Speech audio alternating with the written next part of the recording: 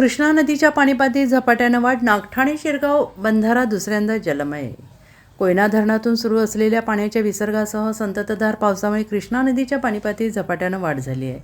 वाळवा आणि पलूस तालुक्यांना जोडणारा नागठाणे शिरगाव बंधारा शुक्रवार दिनांक सायंकाळी सुमारे 5 वाजता दुसऱ्यांदा पूर्णपणे पाण्याखाली गेला. शुक्रवारी दुपारनंतर नदीच्या पाणीपातळीत अचानक वाढ होण्यास सुरुवात झाली. सरासरी दर तासाला 1 ते 1.5 फूट पाणी वाढत असल्याने सकाळपर्यंत मोकळा दिसणारा बंधारा सायंकाळपर्यंत पूर्णपणे जलमय झाला. नदीपात्रातून मोठ्या वेगाने पाण्याचा प्रवाह सुरू असल्याने परिसरात सतर्कतेचं वातावरण निर्माण झालं. अचानक वाढलेल्या पाण्यामुळे नदीकाठावरील अनेक शेतकऱ्यांच्या विद्युत मोटारी पाण्यात बुडाल्याने त्यांचे मोठे आर्थिक नुकसान झाले. दरम्यान वाळवा शिरगाव दरम्यान नव्यानं उभारण्यात आलेला पूल सुरू असल्यामुळे नागरिकांना वाहतुकीसाठी पर्यायी मार्ग उपलब्ध झालेला असून पूर्वीप्रमाणे मोठी गैरसोय टळलेली आहे.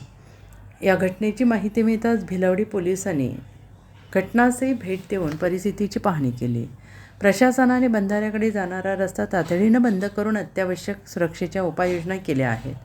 नागरिकांनी कोणत्याही परिस्थितीत पाण्याखाली गेलेल्या बंधाऱ्यावरून जाण्याचा प्रयत्न करू नये, अफवांवर विश्वास ठेवू नये, प्रशासनाच्या सूचनांचे काटेकोरपणे पालन करावे असे आवाहन प्रशासनाच्या वतीनं करण्यात आले. यावेळी पोलीस पाटील दीपक कराडकर, महसूल सेवक मुबारक शिराळकर उपस्थित होते.